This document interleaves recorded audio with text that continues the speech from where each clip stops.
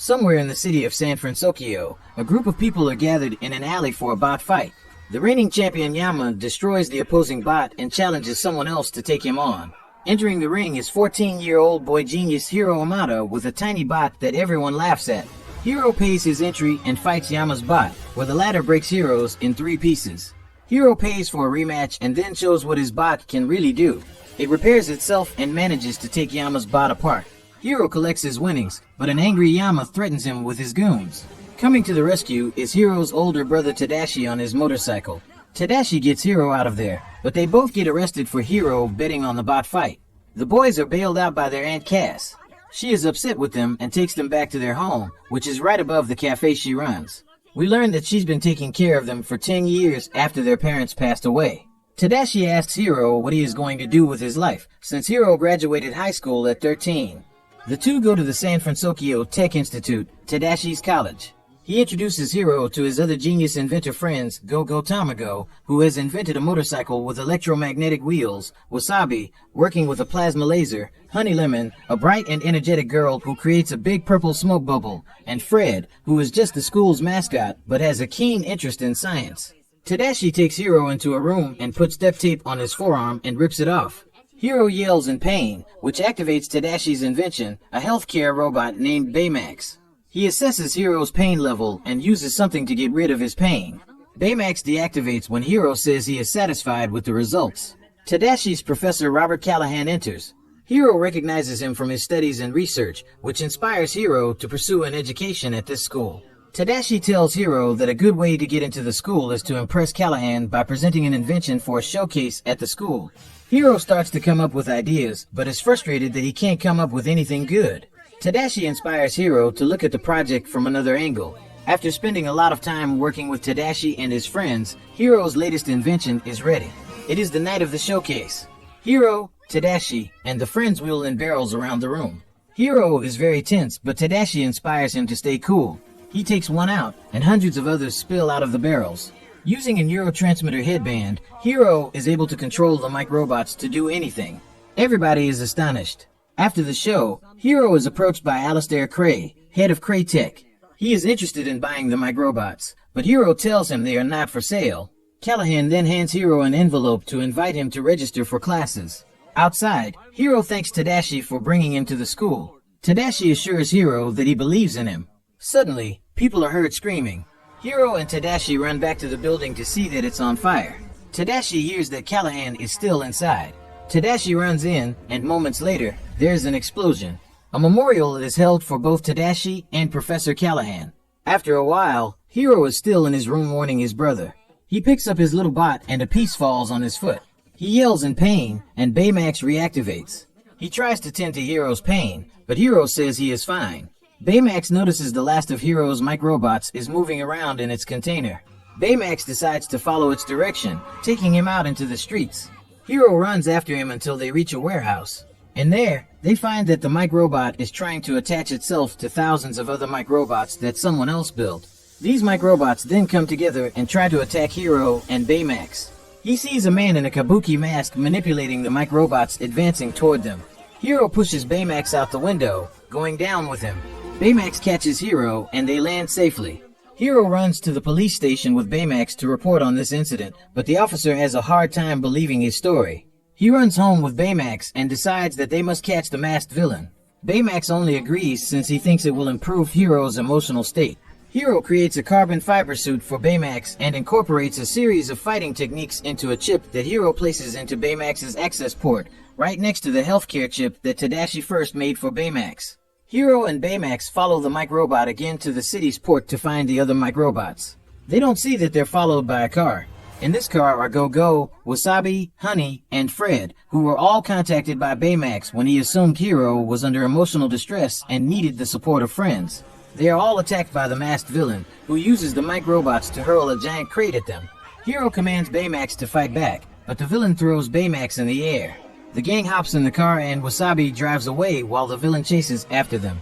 They escape the villain, but they end up driving the car into the river. Baymax pulls them all up to the surface. Fred brings the gang to his home for sanctuary, which happens to be a huge mansion owned by his parents.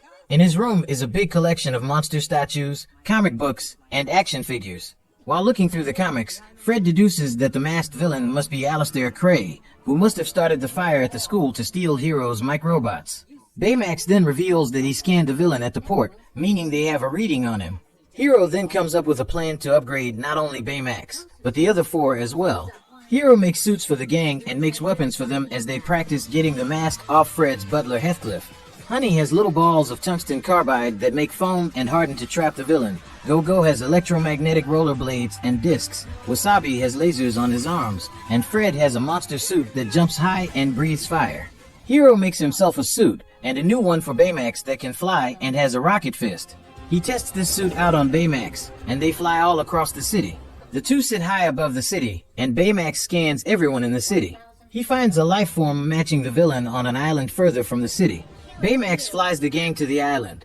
They come across an abandoned laboratory with a ruined machine. They find footage on the computer showing Cray and his scientists showing off two portals they created to make use of teleportation. A woman is preparing herself in a pod to go through the first portal. One scientist tells Cray that he notices an irregularity, but Cray ignores it. The woman goes through the portal, and then the portal becomes unstable. The second portal closes, trapping the woman in there as the scientists are forced to shut down the portal when it starts to suck everything else in. The gang comes to the conclusion that Cray asked the masked villain and that he wanted to steal Hero's microbots to rebuild the portal, just as the villain attacks the gang. Making use of their suits, they try to catch him, but Honey accidentally gets hit with one of Go-Go's discs, which in turn makes Go-Go slip on one of Honey's carbide balls. Fred and Wasabi crash into each other as the villain throws them off. Baymax flies Hero high enough for Hero to tackle the villain to the ground and remove his mask. When he turns around, he is revealed to be Professor Callahan, alive and well. He tells Hero that he took the neurotransmitter and used the microbots to protect him from the explosion. Hero tells him that Tadashi lost his life trying to save him, and Callahan remarks that that was his mistake. Filled with rage, Hero orders Baymax to destroy Callahan. Since Baymax is not programmed for this, Hero removes the healthcare chip and leaves the fighting chip, leaving Baymax to attack Callahan. The other four try to stop Baymax until Honey opens the access port and puts the healthcare chip back in its place, just as Callahan escapes. The four are shocked at Hero for his actions, and he angrily gets Baymax to fly out of there. Hero returns home with Baymax to fix his scanner and find Callahan. He then tries to remove the healthcare chip again, but the access port won't open. Baymax tells Hero that Tadashi wouldn't have wanted this, but Hero yells that Tadashi is gone. Baymax assures Hero that Tadashi is right here. He turns on a screen on his chest that shows footage of when Tadashi was documenting his creation of Baymax. After 83 failed tests, the 84th one is successful, and Tadashi is ecstatic when Baymax is fully functioning. He says he can't wait to show Hero, and that Baymax will change lives. Hero sheds a tear and he hugs Baymax.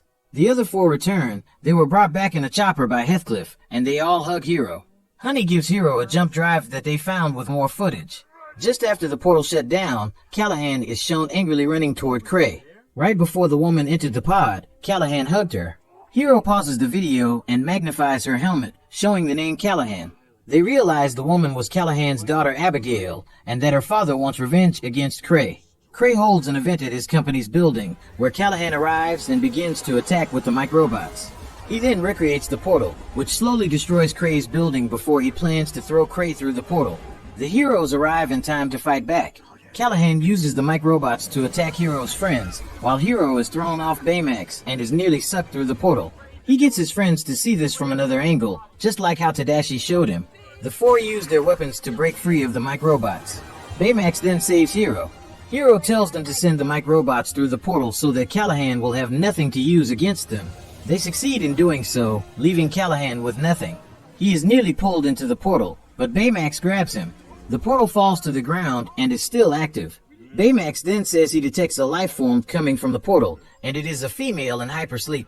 Abigail is still alive, and Hero rides Baymax through the portal to rescue her. They find her pod amidst the debris from Cray's building, and they pull her toward the portal. However, a gigantic chunk of debris hits Baymax's armor, leaving him with only half of it. His rocket thrusters are down, and he knows he can't get all of them out. Baymax tells Hero that he can send him and Abigail back, but Hero must tell him that he is satisfied with his care. Hero doesn't want to lose Baymax as well, but Baymax assures him everything will be okay. Hero tearfully hugs Baymax and says he is satisfied with his care. Baymax releases the rocket fist to push Hero and Abigail through the portal, while Baymax drifts away. Hiro and Abigail make it out just before the portal explodes. Abigail wakes up and is taken to the hospital while Callahan is arrested. He looks on in shame, knowing he still may never get to see his daughter again. The city acknowledges the heroics of the gang, unaware of their true identities. Go-Go, Wasabi, Honey, and Fred hang out at Cass's cafe with Hiro. In his room, Hiro sets the rocket fist down when it opens up and reveals that the healthcare chip is still in place. Using this, Hiro rebuilds Baymax just the way Tadashi made him. The two of them hug. Hiro closes the film with a voiceover saying that just the way Tadashi wanted to help people, he and his friends are now going to do the same. They get together in their suits, along with Baymax, to spring into action as Big Hero 6.